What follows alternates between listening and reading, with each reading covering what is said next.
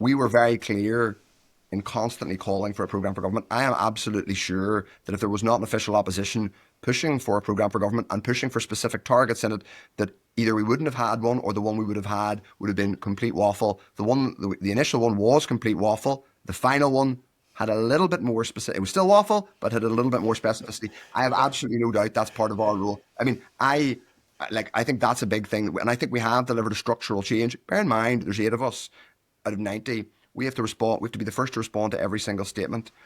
We also have to fight to get our perspective into the media. The first job we have to do is to illustrate to people there is an opposition. I gave a lecture on this in February, and a lot of the challenge about Northern Ireland politics has been people talk about this thing called Stormont, as if Stormont was the cat's mother and everybody is in power. So Timothy Gaston and Claire Sugden are the same as Michelle O'Neill.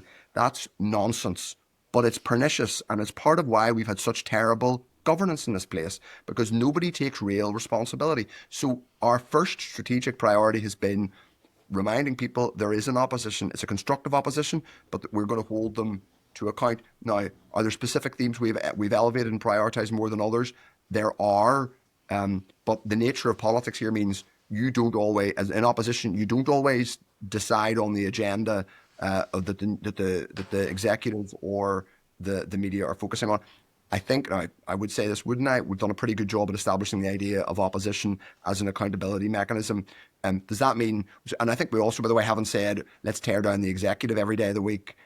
We've been kind of calibrated about it. But I do think there is a crisis in accountability. And I think us addressing that has been the first strategic theme. And it strikes me every day when I do the job of opposition, my God, we really have just got into this culture of really, really, really low standards. Like we have. I'm reminded of the famous Samuel Johnson quote about the dog walking on its hind legs. The surprise is not that it's done well, but rather to see it done at all. And that's how people feel about governance in Northern Ireland. Isn't it good that they're doing it? Isn't it great that Michelle and Emma are getting along? It's not good enough.